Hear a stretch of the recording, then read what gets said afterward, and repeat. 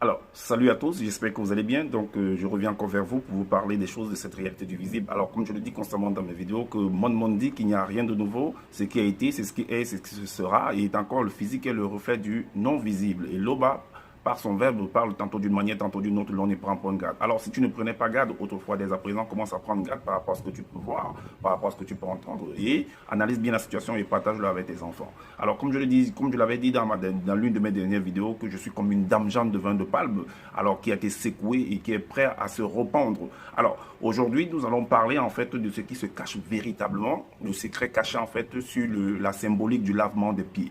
Vous savez, vous ne devez pas ignorer que il est dit que le peuple périt faute de connaissance. Alors, pourquoi est-ce que le Christ, celui qu'on va nommer Christ dans les Bibles classiques, va se mettre à laver les pieds de ses disciples, de ses apôtres, de ses notables? Alors, vous savez que les pères, dans les temps d'autrefois, avaient des gestes prophétiques, avec des manières de s'exprimer, et c'est ce que nous allons voir. Nous allons entrer en fait dans les Bibles classiques pour pouvoir vous montrer en fait ce qui est caché derrière. Parce que être ignorant, c'est aussi une forme d'impureté. Alors, donc, dans Jean 13, le verset 4 au verset 5, il est dit, et se leva de table, ôta ses vêtements et prit un linge dont il se ceignit. Ensuite, il versa de l'eau, au verset 5, et ensuite il versa de l'eau dans un bassin et il se mit à laver les pieds des disciples et à leur essuyer avec le linge dont il était saint. Donc, allons donc à l'origine, parce que on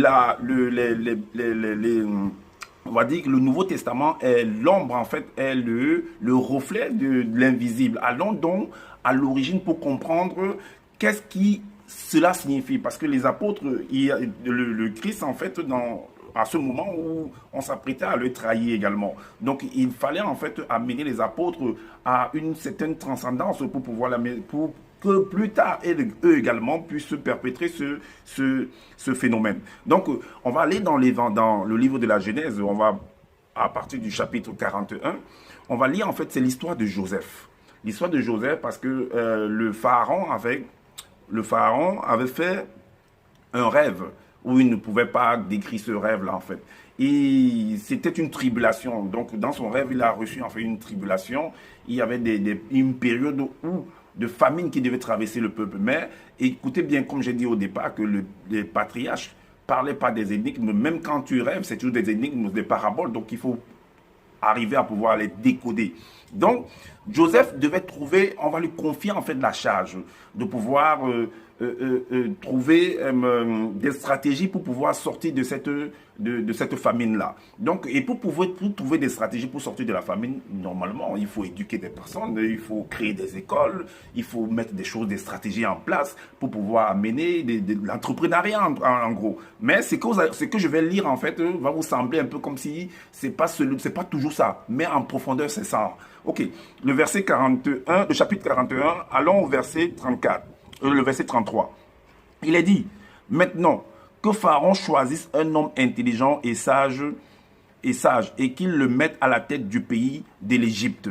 Alors, donc, et le verset par exemple 39, on dit, et Pharaon dit à Joseph, puisque Dieu t'a fait connaître toutes ces choses, il n'y a personne qui soit aussi intelligent et aussi sage que toi. Alors, je t'établis sur ma maison et tout mon peuple obéit à tes ordres. Le trône seul m'élèvera au-dessus de toi. Le pharaon dit, voici, je te donne le commandement de tout le pays. Donc, en fait, va établir des personnes qui vont travailler avec toi, qui vont mettre des choses en place. Donc, éduque-les. Donc, c'était ce symbole-là. C'était ça qui représentait, en fait, la symbole. Parce que parce que depuis quand on va te laver les pieds, puis directement, tu deviens pur. Si ce n'est pas, bien sûr qu'il est encore écrit que sanctifie-les par ta parole. Donc, purifie-les par ta parole. Donc, la parole c'est quoi? C'est la connaissance. Donc, on doit t'éduquer, on doit t'inculquer en fait des valeurs, des lois qui vont te sanctifier, qui vont te purifier, qui vont te rendre intelligent. Alors, c'est ça qui se cachait derrière la symbolique du lavement de pieds. Alors, dites-nous en commentaire ce que vous en pensez et partagez la vidéo, likez et n'hésitez pas à vous abonner. Je vous dis à bientôt pour une prochaine vidéo.